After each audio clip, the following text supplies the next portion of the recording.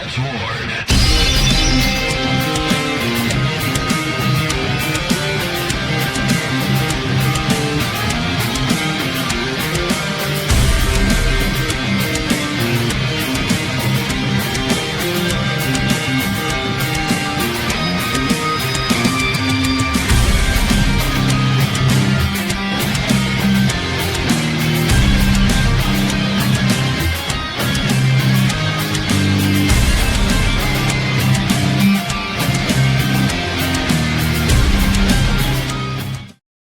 ETS Jets. What is going on, Jet fans? How's it going? I welcome you all back to another episode of the Jets Ward. I'm your host, Ryan Ward, and I'm so excited to be back with you guys. I got a fun one for you. But first, if you've been here before, welcome back. You know I love having you guys here. It is a great place to be because you guys keep coming back for more. And if you are new here, welcome. Whether you're a Jets fan, a fan of another NFL team, or just a casual NFL fan, you are always welcome here. It is a safe space for you.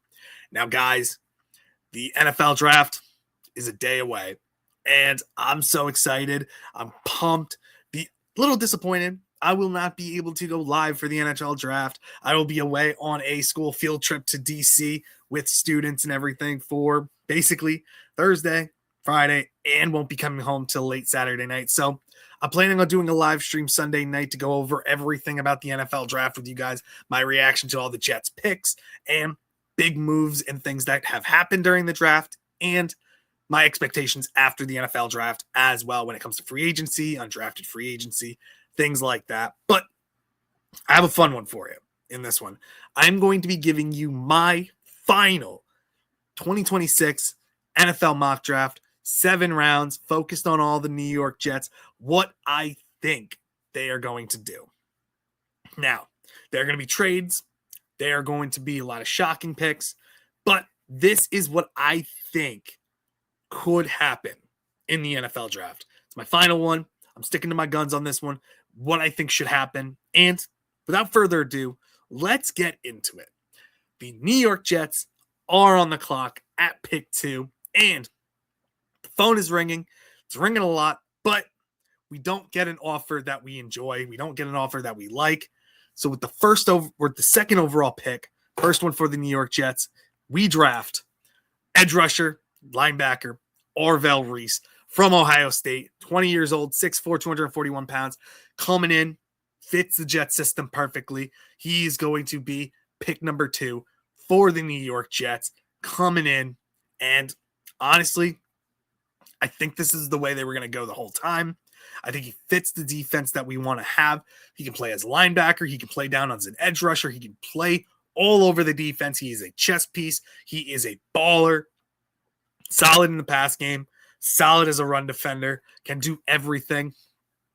And I think when Dunbar gets his hands on him, will teach him how to be a better pass rusher as well, just like he did with Watt over in Pittsburgh. So Orville Reese coming to the New York Jets at pick 2. This was the pick, I think, all along. So we get our guy at pick 2. Now, pick 16. Get all the way there. A lot of receivers went off the board. Jordan Tyson's not there anymore. Kenyon Sadiq is gone. All of these, Jordan Tyson, Carnell Tate, Mekhi Lemon, those are the big ones. They are gone at this point. So there's nothing that we really like. But we see Caleb Downs coming down the board. And we're thinking, okay, nobody's really interested in the safety, but Minnesota trades up right in front of us and takes Caleb Downs. So what do the Jets do? We get a phone call. The Dallas Cowboys want to come up to pick 16, and we get pick 20 and pick 92. And with that, the Jets trade down, and we go at pick 20 and get our receiver who we've liked all along, Omar Cooper Jr., wide receiver from Indiana, 22 years old, 6', 201 pounds. Great in the slot, can play on the outside. I think he's a better slot receiver, though. There have been rumors that the Jets have loved this kid, have been interested in him, and compliments Garrett Wilson. They think he compliments Garrett Wilson. Great. Omar Cooper Jr., we didn't feel comfortable picking him at 16.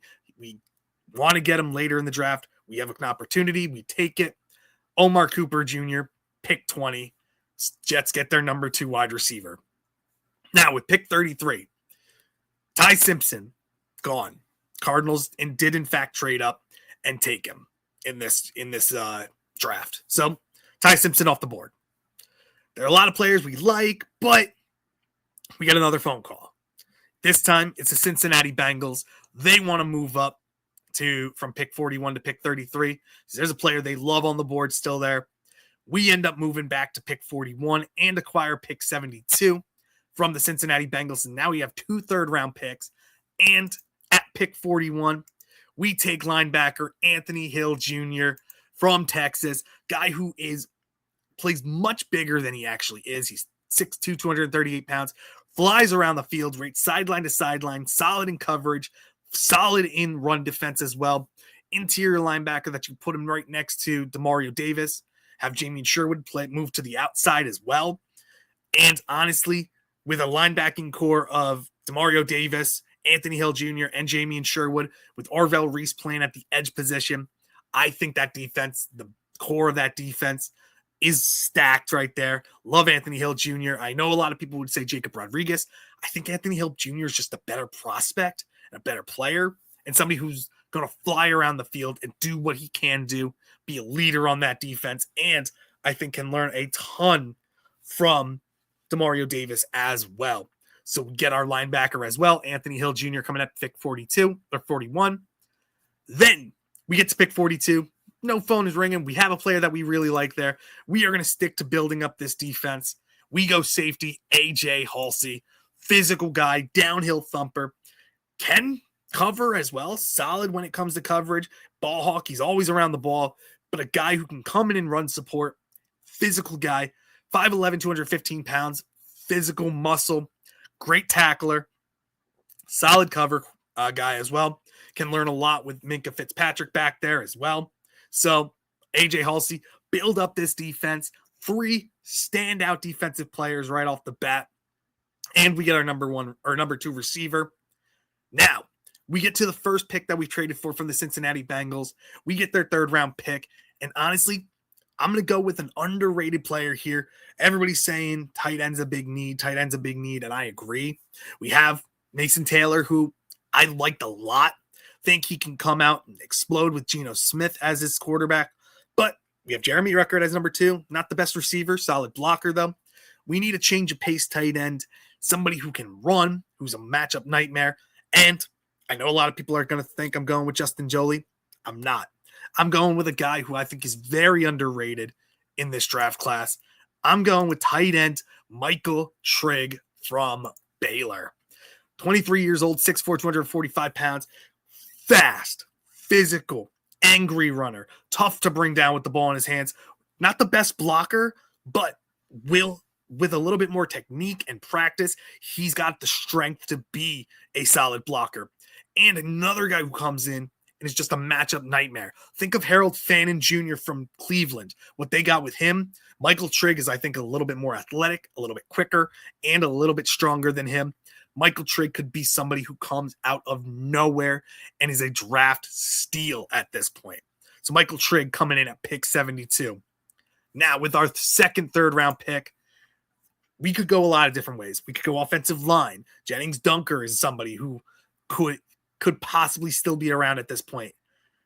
There's a lot of linemen that you could go with. I think I hold off on offensive line here, and I'm going to go with a quarterback.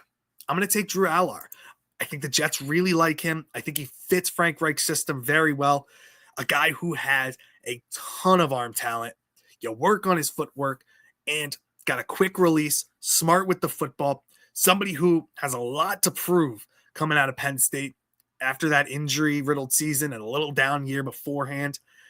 Honestly, a lot of upside with this kid. Big, strong kid. Has the elite arm talent. Somebody gets proper coaching, could come in and be a legit quarterback for you in the future. And if not, you still have 3 first-round picks next year where you can take your quarterback of the future and still have Drew Allar in the wings to be your backup quarterback. But Drew Allar, very high upside guy here. Big upside swing for the New York Jets. So the Jets get their quarterback, back-to-back offensive picks. So we have 3 defensive guys, 3 offensive guys. Now, getting into our first 4th-round pick 103, I'm going with another wide receiver here, and I'm going with a big-bodied guy, Jacoby Lane. He's sort of fallen off. He's not the fastest guy, but he's a big-bodied receiver. He's 6'4", 200 pounds, physical guy, can block, will go up and get the ball, high point the ball, tough to bring down as well. Somebody who I think the speed dinged him a little bit, but again, guy who can make a lot of the plays, coming in as wide receiver 4, competing with A.D. Mitchell. Your receiver core has been revamped. Garrett Wilson, Omar Cooper Jr., A.D. Mitchell, Jacoby Lane, Isaiah Williams, Arian Smith. You got some solid receivers here. Then you have Mason Taylor, Breece Hall, Michael Trigg, all of these weapons here, along with a solid offensive line. That offense with Geno Smith throwing the ball is going to be a lot different and a lot more fun to watch. So Jacoby Lane coming in at pick 103. Then we get into our next 4th round pick. We get pick 140. Going back to the defensive side, a player that the Jets have worked out, they've met with, somebody who has great size, but much better speed than a lot of people think. Very quick coming off the ball. Plays too high. His pad levels need to come down, but that comes with the territory with being that big-bodied guy. He reminds me a lot of what a Caleb Banks, like a poor man's Caleb Banks is in this draft. Everybody loves him, thinks he's going to be electric. I think DeMonte Capehart is going to be a steal. He's got the size. That whole Clemson defense this year tanked. It wasn't as great as a lot of people thought. Peter Woods took a step back. TJ Parker took a step back. DeMonte Capehart, I think, was a part of it. Physical, imposing guy, 23 years old, 6'4", 313 pounds, gives you a lot of speed and power, solid in the run game, but can get after the quarterback as well. And he can play over the nose. You can play him a little on the outside as well if you need him to on a 3 front. DeMonte Capehart, pick 140, coming to the New York Jets. Round 5, we get our offensive lineman, and it's a guy that I've mocked to the Jets for so long now. At round 4, round 5, he can go either or. Round 5, pick 179, I'm getting Logan Jones, somebody I think could come out as being the best center in this draft class. Very underappreciated. Logan Jones, physical in the run game, getting better as a pass blocker, leader out there, can call where the defense is, can get the O-line organized. Just a great play. A little bit of an older prospect, but can come in, compete for the starting center job with Myers, and somebody who can be a pipeline player. After Myers leaves, he can step in and be your legit starting center for years to come. Now, continuing on, we get into our round 7 pick, and I got, going back to the offensive line, well, a guy who I've mocked before, stepped off a little bit, but it's somebody who I think could fall this far. Kobe Baines from Kansas, played both guard positions, left guard and right guard. He's mainly a right guard, but can play on the other side as well. Solid in pass game, but a much better run blocker. He's 23 years old, physical kid, needs to be able to keep his footwork. But again, I'm taking the upside of him right here. He is somebody who can turn into and be pipeline offensive line player. Somebody like a Max Mitchell, I think, gives you a higher upside. Somebody that we can work on and be here for years and years to come as a rotational piece on that offensive line. And lastly, now, we can go a lot of different ways. We can go to cornerback. I know I haven't taken one, but I don't think cornerback is as big of a need as a lot of people think. Also, I think there's still a couple of free agent cornerbacks that we could target after the draft. But a need that I think is still there is kicker.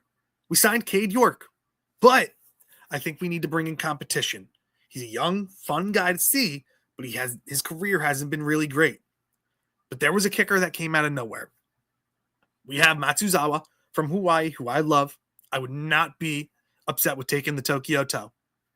I would not be upset with taking Trey Smack from Florida, who's looked at as being the best kicker in this league, in this draft class. But if the Jaguars have shown me anything, the upside of a kicker who can make extra points or field goals from 70-plus yards is a wonderful and exciting thing. They have Cam Little.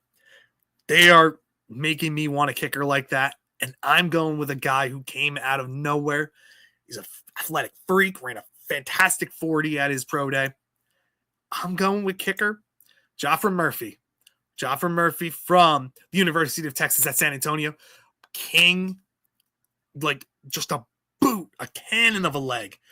Predominantly was known as the kickoff guy, but he's got some accuracy. If you saw his pro day, he was kicking 70-yard field goals with ease and just accuracy. He's got a smooth release. He's athletic. He's physical. He could be a fun one to watch here. 24 years old, 6'1", 185 pounds. Jaffer Murphy coming in to compete. I would not mind that at all. And I honestly think he could win the job with the amount of power he's got in that leg. So to recap my final 2026 NFL mock draft for the New York Jets, we've got round 1, pick 2, Arvell Reese out of Ohio State. Round 1, we traded back with Dallas to pick up pick 20. We get wide receiver Omar Cooper Jr. Then we get in round 2, trade back with the Bengals, pick 41, linebacker Anthony Hill Jr. Then round 2, pick 44, we get safety AJ Halsey from LSU. Round 3 with the pick with the Cincinnati Bengals that we get tight end Michael Trigg from Baylor. Then we get our quarterback of the future and possibly top guy in the future, possibly franchise guy, Drew Aller from Penn State. Then round 4, pick 103, wide receiver Jacoby Lane from USC. Then round 4, pick 140, defensive tackle DeMonte Capehart from Clemson. Round 5, pick 179, center from Iowa, Logan Jones. Round 7, pick 228, offensive guard from Kansas, Kobe Baines. And finally, round 7, pick 242, our last pick of the draft, kicker Jaffer Murphy from UTSA. Let me know what you guys think. I am excited about this draft. I think this is something the Jets can definitely do. And if they come away with even a couple of these players, I'm going to be excited. But let me know what you guys think. Do you think I did well in this draft? If this was how the Jets ended up getting, their draft ended up going, would you like it? Would you hate it? Let me know down in the comments. I'd love to see your final mock drafts as well for the New York Jets. Or even if you're not a Jets fan, if you're a fan of another team, I would love to hear your final mock drafts for your favorite NFL team down in the comments. Whether you're a Giants fan, Patriots fan, does not matter. I'd love to see what you guys are like. Any fan is always welcome here. Even if you're not a big NFL fan, you're just the casual one, I would love to hear from you as well. Mock drafts I find to be very exciting. They're fun. And I'd love to hear what you guys are thinking too. But again, let me know what you guys are thinking down in the comments. Make sure you hit that like button. Subscribe to the channel. Hit that bell for any notifications when I post videos, just so you stay updated on what's going on in the Jets ward. And make sure you follow me on X, Instagram, and on TikTok as well. Try to post all my videos and shorts there as well, just so you see me on other platforms. But other than that, guys, I appreciate you guys. I love you guys. And I thank you so much for joining me in the JETS Jets Ward. Thank you guys so much. Wherever you're watching the draft, I hope you enjoy it. And be safe. And again, guys, I love you. Thank you so much. And I'll see you in the next one. Bye. The Jets Ward.